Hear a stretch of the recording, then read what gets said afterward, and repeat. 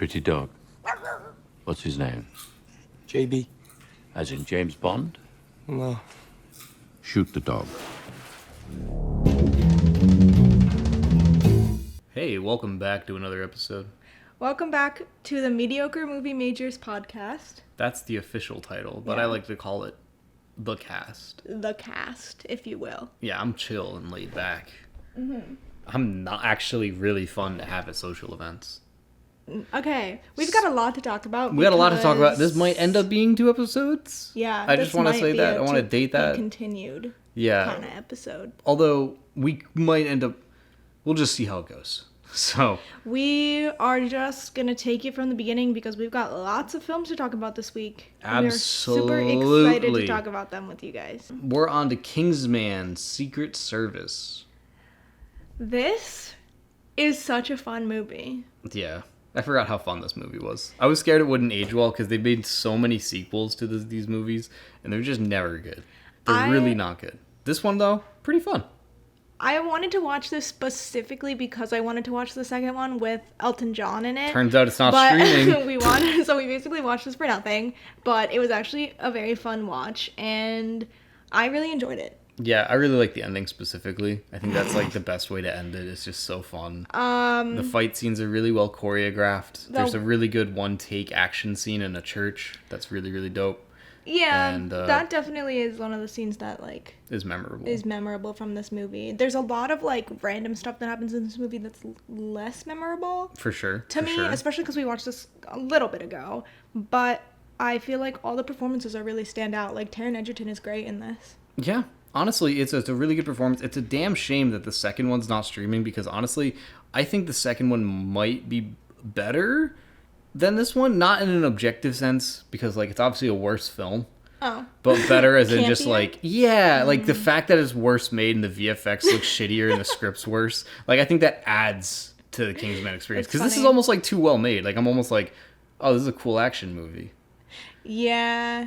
But anyway, I'm speaking from a We'll have to perspective check of a next crazy month person. to see if it goes on streaming. So continue watching this podcast. To see Yeah, if we maybe ever one get day to we'll it. see Elton John acting as Elton John. I absolutely love the Taron Egerton to Elton John pipeline. And all of the lore behind that. If you guys don't know, Taron Egerton, who is what's his name in this movie? Eggsy. He Eggsy. plays Elton John in Rocket Man, and obviously Elton John is in the second Kingsman movie. And he plays Johnny the Gorilla in Sing, and he sings "I'm Still Standing" by Elton John. So they're very intertwined. And Colin Firth. And we love Colin Firth. I thought Colin Firth was honestly great in this. Samuel L. Jackson was like fun. I'm glad Samuel L. Jackson had a fun time. I with really it. like to see Samuel. I don't L. think he Jackson said the having N-word fun. at all in it. I don't. At least none of the takes that got used. Yeah, I mean, I like to see him having fun. I like to see what's his name. He's playing a dork, and oh yeah, Michael Caine was also in it briefly. I And there's a forgot girl about with that. swords for feet, which is always fun. Yeah, it's kind of like that one girl with guns for feet. Yeah. So it's kind of fun. In that one tweet, that was like Quentin Tarantino did this, and then he like. He actually did it. But it's That was very funny. yeah. Anyway, I gave that 4.5 bags. Not quite the it's 5. directed by the same guy that did Kick-Ass. Yes. Okay, so that makes sense to me. I didn't realize that. I gave it 3.5, but like, just I don't know. I just felt like this movie was kind of all over the place in terms of like the pacing and everything that was going on. But like, it was fun. Like, it was a fun watch. It's a fun, especially if tonally you like confused Taron movie. Egerton. It's Yes, just like it's one of those Totally like confused is a good one. it's like the Marvel problem of like action comedy action, where it's like you kind of if you take it seriously, you're kind of like unimmersed when they do bits of comedy, and if you don't take it seriously, it's just a fun Yeah, time. because there was some moments in this movie that were like really intense, like when the baby's in the bathroom. Anyways, Yeah, there's some moments there's of some intense actual moments. The action. dog when they have to. Oh, that's the best scene though. You're horrible, and I'm cutting that out when I edit this. You're editing this one? I guess. Awesome. Let's go. No, but for real, fun movie. Like, if you haven't watched it, I would say you should just watch it. Yeah, 4.5 bags. I haven't seen. How many bags? Say I your gave it bags. 3.5. I already said Oh, that. you did? I I already wasn't said it. listening. That's Kingsman. I don't have much to say about it. Yeah, honestly, it's just like a fun Austin Powers-esque James Bond Oh, parody. sorry. Next up, we do have Neighbors. This is one of those Seth Rogen movies that I never really watched. I think I might have Wait. seen the sequel. You never saw this? No. That's so funny. Why did you think I saw it? I don't know. I just assumed that you I never had seen said this. I You saw love it. I Seth just know Rogen. everything about everything, so I know what will happen. In it, but This is Seth Rogen and Zac Efron. basically, the plot to this one is a frat moves next to this family who's like a freshly married, young 30s family trying to stay like cool and young, but they have a baby. And there's a lot of fun that ensues between Seth Rogen and Zac Efron and Dave Franco. Dave Franco's brother. No, Dave Franco. Wait, Dave Franco is the brother. Yeah, that's why I He said is Dave the Franco brother. I just assumed... instead of James Franco. I assumed you were going to say James, honestly. So you assumed I would be wrong. That makes Well, an no, ass because- out of you and... like when you say Seth Rogen and blank Franco, your brain like automatically fills in James. But this movie is fun. It's fun. It It's almost fun to felt like it see- could be like a sequel low-key to Knocked Up. Yes, I was just gonna say it's like the unofficial Knocked Up sequel. It's like they're starting to get old. And it's like, it's fun to see old people starting to realize they're old. Yeah, I was just about to say it's fun to see Seth Rogen try to do like a dad character, and like Because it's a little bit different than his, like he still smokes weed in Yeah, it, but he's it's like, still, like, he's trying to be a dad, which is fun. yeah, he's still Seth Rogen at his core. Yeah. But it's fun to see him in like a new environment that's literally not just like him hanging out with his buddies. Like there's like a wife and a kid he's got, and like he's, you know, becoming like he's in a new era in this movie at least. It's also fun to see Zac Efron in things. I love Zac Efron. Honestly, it was fun, but it was like a little bit, I don't know, wasn't too crazy. I just think- gave it 3.5. Yeah, I also gave it 3.5. I think like my biggest like It's pretty forgettable. problem with this movie, this couple, Seth Rogen and Rose Byrne, they live in a town that must be near a college or like be able to have a frat moved into like close to them, and I think it's like that kind of whole part is not really touched on. Like it's like, oh my god, this is so crazy that there's a frat here, like oh my god, but it's like you must live in a college town because otherwise how would a frat move in next to you, you know? Yeah, and she was also in Attack of the Clones too, Seth That is Rogen's not- wife. Oh yeah, that is Rose Byrne. So that's something. I contributed to the conversation. Yeah, that kind of like annoyed me because they were like super annoyed at their like being a frat, but like why would you live in a college town then? That's my take on it. I think they were more just like scared of what the frat might do, and they have a baby. And I did like it it definitely was felt pretty, like it was written by old people. Yeah, and it definitely at the end of the movie had a pretty solid like don't party all the time, like keep your grades up because like partying is not everything kind of message to it that like, you know, I appreciated for what this movie was and what it was trying to do, but that ending kind of felt like, okay, I get it, like an old person wrote this. Yeah, Like it wasn't die out loud funny, but it was passable. yeah, 3.5. I laughed a couple of times. There was definitely some like Seth Rogen moments that like made me laugh. I will say maybe the most iconic thing from the film is when they get a bunch of like trash fires and hotbox a house Yeah. at the frat. Like that's like the only like fun hijinks really is when they're like, you guys know of hotboxing? Hot housing!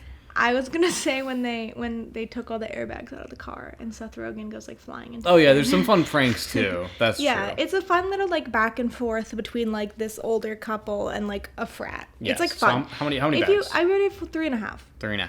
If you haven't seen this movie, I think it's one of those classics you should check out if you like Seth Rogen. If you like Neighbors, You're not you really know, you're missing gonna out enjoy on it. anything And that wait you till we haven't watch seen the him. sequel when a sorority moves in. I'm Next up dying to watch that. Is The Titanic. Titanic. That's right. We sat down and we watched The Titanic. 194 minutes of it. We watched this with my friend Rose. It felt kind of topical, even though like nobody's really talking Why is about it topical? Because of the ship that imploded near the Titanic. Oh, you mean the sub? Submarine that imploded. Yeah. People aren't really talking about it anymore. Why would they? Right now it's just going into legal lawsuits from the families of the but dead. like we were looking for a movie to watch, and this is on Netflix, so we were like, you know what? I'm not doing anything. Yeah, you kind of just Let's got to put it watch this on. film. I was having a rough day. Yeah, And then and Titanic how played. better to help your rough day than to watch the Titanic? That's true. I mean, at the end of the day, I was grateful to not be dying in freezing ice. So Yeah, no, it's one of those movies where you go, okay, like, at least that's not happening to me right now. yeah, at least I've never had I've never gone on the unsinkable boat only to have it sink under me. Like, Yeah. I you know. It's a great movie. I'm a real I real gotta fan be of real. this movie. I gotta be real. I haven't watched this since I was high school, so going back and watching this and knowing kind of a little bit more about the history of the Titanic, it's kind of fucked up they didn't focus more on like the captain and like the actual like pressures he was facing as a character. It's really they interesting. briefly touched on it. The architect, I think like the captain, and like all of these other people that like, you know, realized the boat was sinking and like knew there was nothing they could do about it. Well, I meant even like being stressed to put the boat up to go faster than it was intended to. Yeah. Like there's reasons it They crashed. touch on a lot Like of- they touch on all of it, but they don't like go into it because it's focused on the love story. That So is- basically, for all you teachers out there, this isn't a good one to show to your class as a replacement for a lesson. So I feel like there's not really much to say about the Titanic that like hasn't already been said. Like this is like the most iconic love story, and like this whole story has been like, you know, told and referenced and whatever. Movie ever. Yeah, it's the biggest movie in the world forever and ever. But honestly, I just want to say it's a little, maybe tad bit, possibly Overrated. What did you rate it? I gave it 4 bags. Oh, I gave it the full 5 and the like. I only gave it 4 because, let's be real, it's so goddamn long. This movie's paced like a turtle's asshole. I was just gonna say, the pacing to this movie, it is a long movie, and I feel like especially after you watch this movie, you're like, okay, I did just sit down and watch that whole movie. It's like... I don't know if I needed to watch like a 50-minute version of the ship sinking. Well, but I was just gonna say, I actually really like that because it really, you're in their like position, like you're in their shoes, and it feels like you're watching the water level rise at the same rate that they are. I don't know, I feel like it adds a lot, like that, like there's a full hour of this movie that's just them like escaping the boat sinking. That really, to me personally, like if you're gonna make a movie about the Titanic sinking, you better make that Titanic sink, you know? Yeah, but I guess just with all the like 2 and a half hours that came before that hour of it sinking, like why the fuck would I care about them dancing and doing a little Irish jiggy?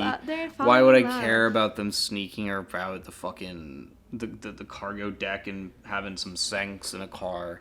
Like, there's definitely... what's the pace here? Are we focused on the crash, or are we focused on the love story? Because it's both. I know it's both. I know it's James Cameron's best work. It's fantastic. It's a great movie. I'm not saying otherwise, but I don't think it's the best love story, and I don't think it's the best disaster movie, so therefore 4 bags. That's my whole piece.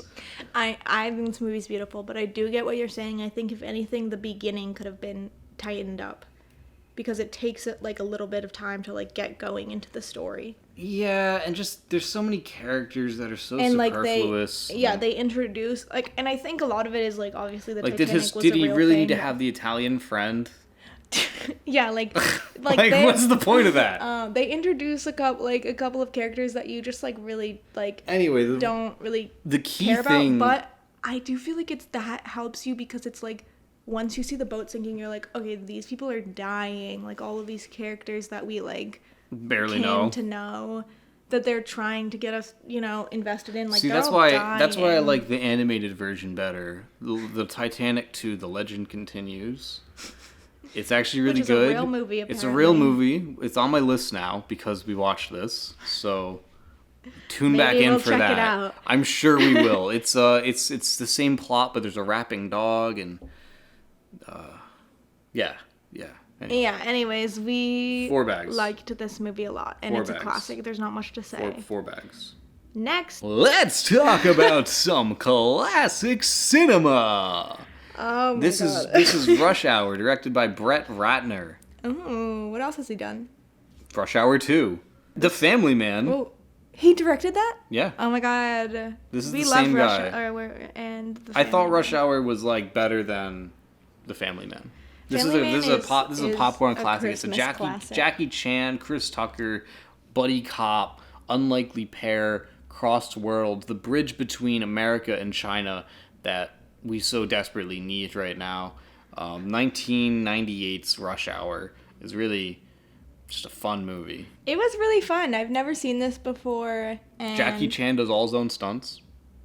Yeah, I thought Jackie Chan was great in this movie, and I thought that him and Chris Tucker like did a really good job like playing off of each other's energies. Like I just thought the concept of as a whole is fun, and like it's always fun when you put like two guys in a room that like don't have a lot in common and they kind of like become unlikely friends, you know? It's always going to be fun for me. Yeah. No, for sure. It's just a fun classic. And honestly, I think the second one might even be better. I've never seen the second one. So. Well, good thing they filmed them back to back. They did? Yeah, they wrote these to be Rush Hour 1 and Rush Hour 2. This came out 2001. Rush Hour 1 came out in 1998. Wait, is that actually true? Yeah, that's so funny. actually true. It's awesome. I didn't know They're that. really good. Rush Hour 2 is a fun one. I mean, I don't know if I'd say it's better, but it is competent. It's really, it's a good... This is a classic. They're both a classic. This one I had to give the full 5 bags because we were coming off some slow cinema before this. So 5 bags and the like. I gave this 4 bags. Really? Only 4? Even for this movie. I think this movie can do to America what Jonah Hill did for Kanye. Stop it. I genuinely think this will be the bridge between America and China that we need right now. Yeah, no, I thought it was like a fun movie. I don't really have like a lot to say about it. It's just like, I just feel like a buddy cop movie for me is like usually not gonna get a 5 bags. It's just like tough to do, but I felt like I did laugh a lot during this. I felt emotional, you know, and I liked the ending scene, I think, like a lot with them in the museum chasing each other. Yeah. Like, there's just like some really good like moments in this film when they're singing the song. What's that song? Where he's like, Jackie Chan's like singing that song. War? Oh. That's what it's called? Oh, yeah, because they're like, what is it good for? Hoo ha. Anyway. Roasted. 5 Anyways, bags. I gave it 4 bags. Fun movie. If you haven't seen it, I definitely would recommend checking it out. It's a great time. Next up, we got the stinker of the week. This is the poopiest movie I've ever seen. I think it's supposed to be satire. I think it's supposed to be like parody, but like really on the nose parody, because it's just like the dumbest shit you've ever seen. Wait, should we say the name of it? Oh, I haven't said the name of this shit yet. Yeah, no, I don't think so. Zoolander. I thought you were gonna say it with me. No. This is also directed by Ben Stiller, which I didn't realize. I feel bad for talking on him, but like, to be fair, what has he done? Tropic Thunder? Secret Life of Walter Mitty? I'm like not a Ben Stiller hater, but I am a hater of like whatever this kind of early 2000s comedy that I feel like is sort of like mixed in my brain with Ben Stiller is. I don't know what it is or how to describe it, but like it's just not good. It's just like it's not funny, and a lot of the jokes are like at the expense of other people, whether or not it's satire or not. Yeah. And the other jokes are just like not funny. Yeah, it's like, oh, I get it. It's dumb because he's a model. If I was maybe like a 13-year-old boy, I would absolutely eat this movie up. However, I am not. So it got 1 bag from me. Half bag from me. Let's move on. Wait, I did want to say though, this movie has like the most insane celebrity cameos. Like, why is David Bowie in Zoolander? Oh, Why? yeah. Why? Yeah. Why? Someone paid him a lot of money. And the guy from Titanic, the Like boyfriend, John Voight. Billy Zane, is in this, which is funny. Donald Trump's in it. Yeah, Christian Slater's Donald in it. Trump is in this movie, which is hilarious. Paris Hilton's in it. I don't know like where they got the budget for this movie or like what, but I just have to say like, just avoid watching this one. It's not good. You might have seen like the memes from TikTok and people commenting on it, which is why it was on my list, because I had seen there was like this meme that people were doing I think on the TikTok funniest a joke, little bit ago. The funniest joke in the movie for me was when he's like, oh, I'm going to build you this. And he reveals the model and he goes, what is this? It is so small. The actual building must be at least 3 times bigger. Like, that Yeah. got a chuckle. Yeah, That was funny. because he built like a model. Because he built a thing. little tiny scale model. Yeah, and And it's like, it's a school for ants, not a school for humans. That's, like, funny. Kinda. Yeah, that was probably like one of the most funny That ones. was probably the funniest joke I in the felt like movie. the memes that people were doing on TikTok were funnier than like the actual scene in this movie. And I felt a little bit lied to. Yeah, but no, I agree, fully. that's okay. Half bag, We watched it, so now we never have to watch it again. half a bag. I give it 1 bag. Next up, we got some classics. I've never actually seen this movie. Would you like to but- introduce this one? Yeah, this is an anime film based on a very popular anime of Japan of the 60s, 70s. Lupin the Third: The Mystery of Mamo. Mamo. Mamo. Now this was a fun one. I didn't really watch too many of the Lupin in the 70s. I mostly watched like the classic late 60s versions. So it was kind of fun to see like a 70s continued story. Like they were still going. Honestly, if you don't know what Lupin the Third is, it's kind of like Japan's answer to Scooby-Doo almost. They got like Lupin, the main character. He's kind of like a horn dog. He's the grandson of a great thief. He's got his friend Goemon. I guess that's not his friend, but Goemon is like a samurai badass. Lupin's always chasing after Fujiko, who is sometimes a good, sometimes bad. And then there's good old Jigen, who is just like Lupin's friend, but also is like a Yakuza type dude. And it's fun because they're all being chased around by Inspector Zenigata. And it's kind of a fun little James Bond style anime kind of thing. Yeah, this was a fun introduction to all of those Lupin characters for me because I've never seen the anime before. Yeah, and this was definitely not like a first introduction to the show, but that's how I started too. Yeah. I just dived into a random fucking episode. I was gonna say I feel like probably if I knew more, I would know more about the characters. But this does a really good job of explaining who they are and what they're. Yeah, it's well up made. You can to. just sort of dive in and you'll sort of piece it together. It does start a little bit crazy with the whole clone plot of Lupin, Yeah. because the show at least is very like they meet Frankenstein's monster, but it's also like semi rooted in reality. Like Hitler is a pretty common enemy in the show, because I guess it takes place in the 40s. I don't know. Yeah.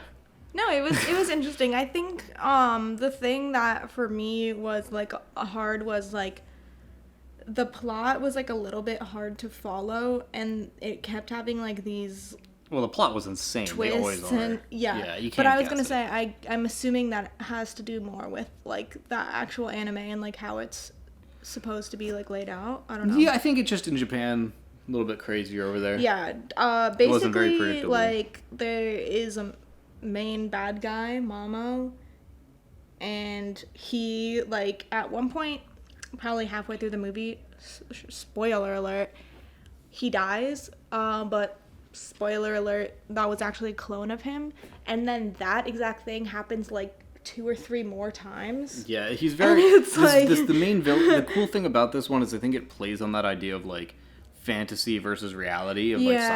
sci-fi, because they like have like he's pretending to be a god, but really he's just got a shit ton of clones, Yeah. and so he's it's kind of pretty like cool.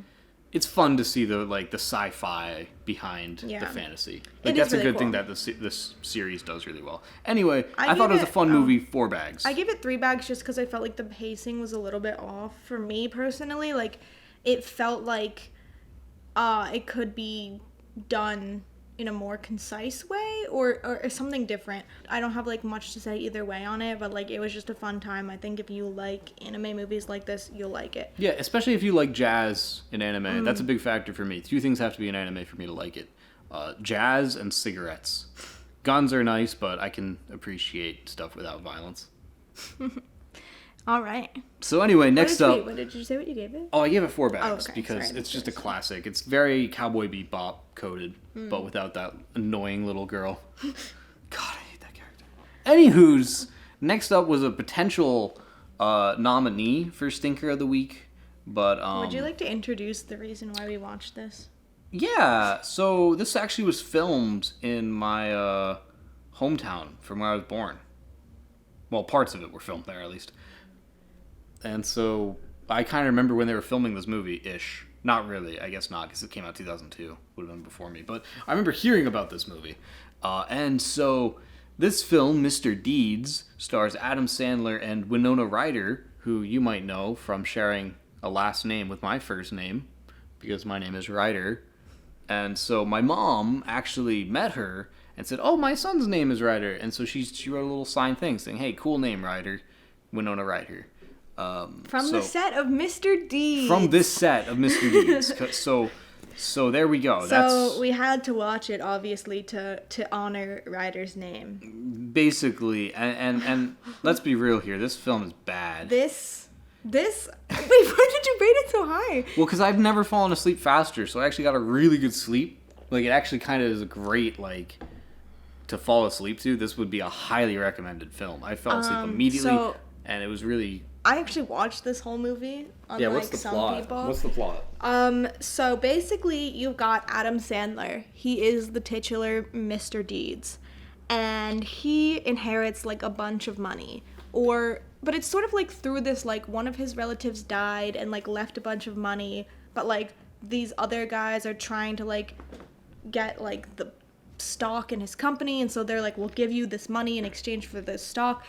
It's a whole thing. But basically, Adam Sandler goes from, like, this little town in, I guess, Connecticut to New York City. He, like, gets all this money, gets all rich, but he's, like, still, like, has, like, his hometown values. And then Winona Ryder shows up. I'm still not sure if she's, like, a good person or a bad person, but it ends up they fall in love. He gets all the money, I think. I don't even know, actually. He might not get all the money.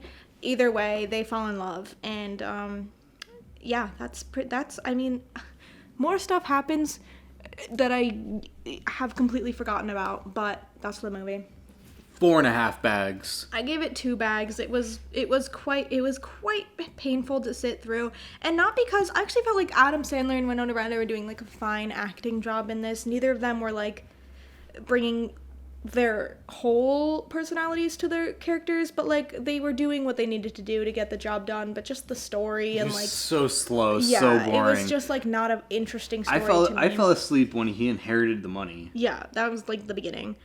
So I kind of enjoyed my time. I kind of felt like if you're somebody who doesn't like Adam Sandler because he's, like, a little bit silly and goofy, this is, like, a good one because he's just, like, actually genuinely a good guy throughout the whole thing. Like, he comes from this, like, little town of people that all, like, are nice to each other and, like, care about each other. So when he gets all this money, he's, like, giving it away and, like, doing nice guy stuff. So, like, if you're not watching this just because it's an Adam Sandler movie, I think maybe reconsider it. But, like, the entire movie is boring. Couldn't care less about this movie. I don't even want to talk about it anymore. How many bags? I gave it 2. 4.5. They filmed it in the hometown I was from. Yeah. Honestly, the next one could have been the best movie we watched so far. So this is Twins. This is 1998 Danny or 1988.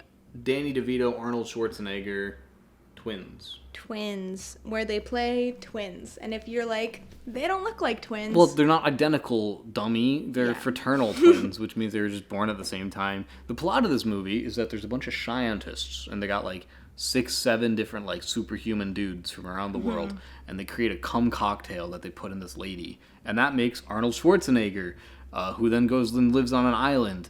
But turns out he was actually born with a twin brother who got all the not so good genes, kind of the shit end of the stick, and he was sent off to an orphanage. So Arnold Schwarzenegger leaves the island and then goes to find Danny DeVito, and it's a really fun movie with some hijinks and brotherly love, and there's some really great fits in the movie. Oh my god, great fits. Arnold Schwarzenegger is just kind of like a dumb, nice guy who's, like, super strong. I mean, well, I guess he's not, like, dumb, but, like, it's kind of... It's Mr. Deeds coded. Yeah.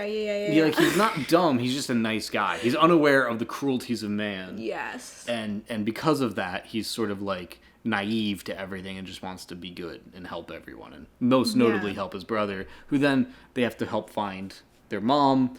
And they also are trying to, like, find all their dads. And they're also, like, trying to, like, deliver a plot device to somewhere in Houston. Car, I thought. No, there's Was something it in the car. Something in the car that was like important. It wasn't the car itself. There was definitely an overlying plot line that just went right over my head. Yeah, there was some like crime plot that Danny DeVito's involved in, but yeah, it was fun. I had a really fun time. I was laughing, I was giggling, I was kicking my feet. I think it's just funny when you get two guys together. It's just funny when you get two guys who are opposites together. Yeah, and as we were talking about with Rush Hour. A fun fact about this movie is that Danny DeVito and Arnold Schwarzenegger didn't take pay so it could get made. Yeah. So it was totally a passion project, and they really brought it. They really, really brought it. It's a 5-bagger all the way. Anything less, I think, is a crime. 4 bags. I kind of found that, like I said before, the overarching plot didn't really grab me as much as just, like, them being twins. And I also found, like, the plot with their mom kind of, like, flip-flopped a lot. And it was slightly hard to follow.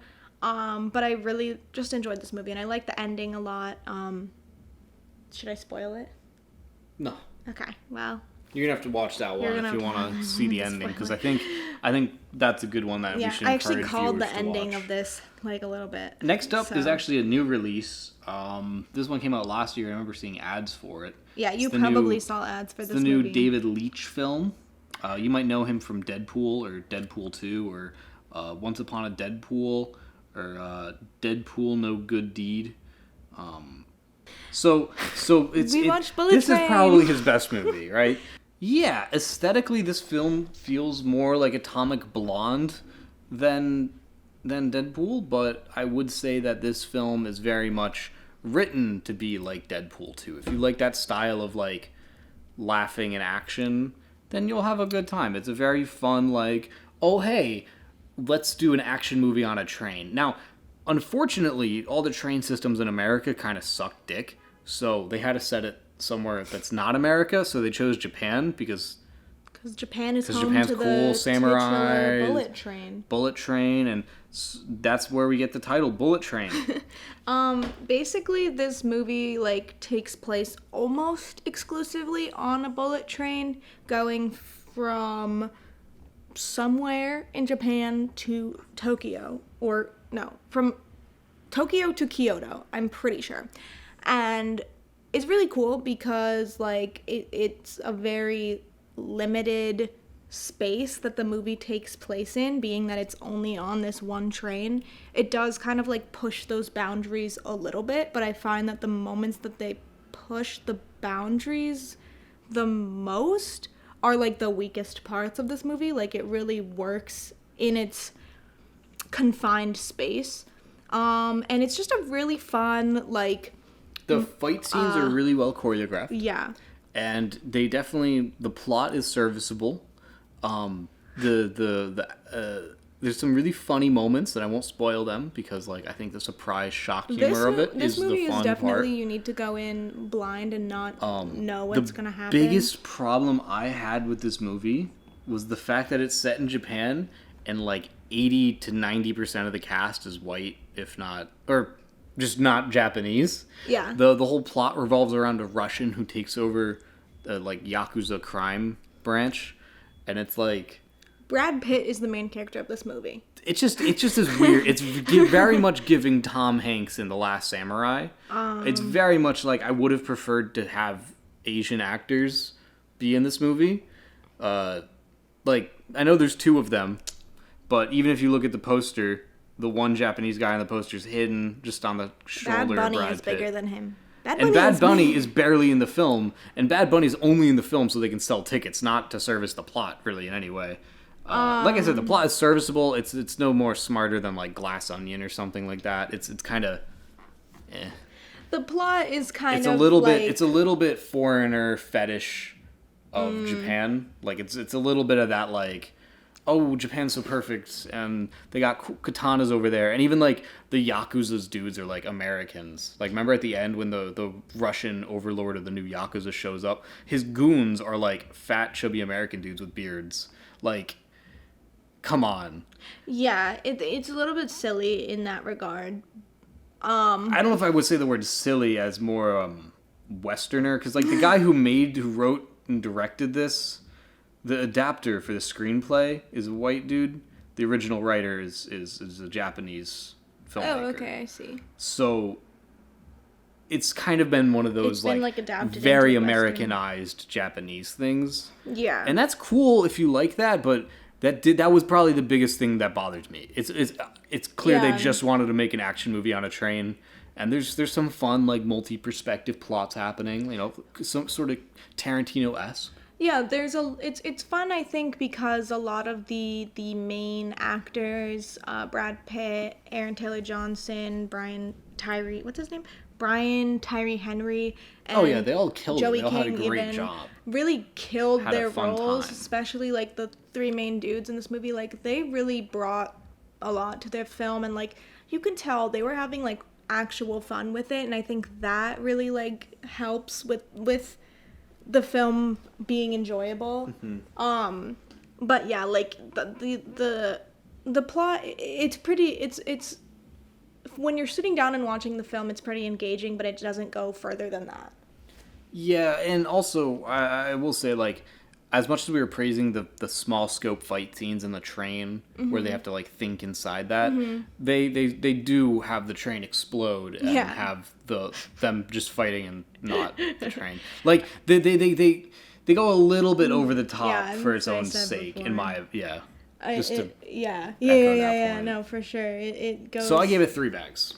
It goes a little bit beyond where it needs to. It's a fun but movie. I do appreciate it pushing to see how far it can push. There's a fun movie with a lot of really good elements at play, so it feels bad to give it anything lower than 3, but I just maybe it was the casting or the fact that like watching the behind the scenes and it was like the whole crew is just white old dudes. Yeah. Like I just this film gives me a little bit of that ick. I really want to like it though, but I unfortunately have to give it 3. Feels like the max I can give it. I gave it 4.5 because I've watched this movie twice now, and both times I've watched it, it's just been like a really fun watch. Like just sitting down for like 2 hours. Like I said before, the plot isn't like anything super crazy, but it does the thing for what you needed to do, and the actors, especially Brad Pitt, are having Brad fun Pitt with it. really has a fun And I think time it's with it. fun when your actors are having fun. Yeah. So I So- give it 4.5 bags. And this, honestly, I've been slightly getting converted into being a Brad Pitt fan with this and Fight Club. no, what's the Brad Pitt? Inglourious Bastards. Not even 7? You like him in 7? I like Brad Pitt when he's a little bit silly.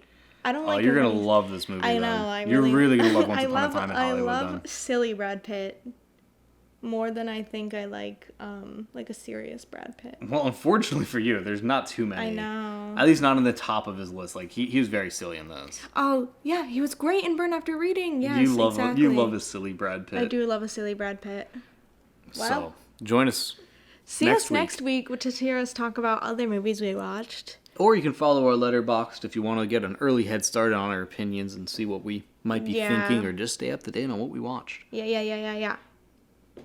Thank you Alright. for listening. Thanks for and checking us comment out. down your thoughts down below on Yeah. any of the films that we watched. Yeah, let us know why you like or hate Bullet Train. Why Zoolander is your favorite movie. Anyway, see ya. Bye.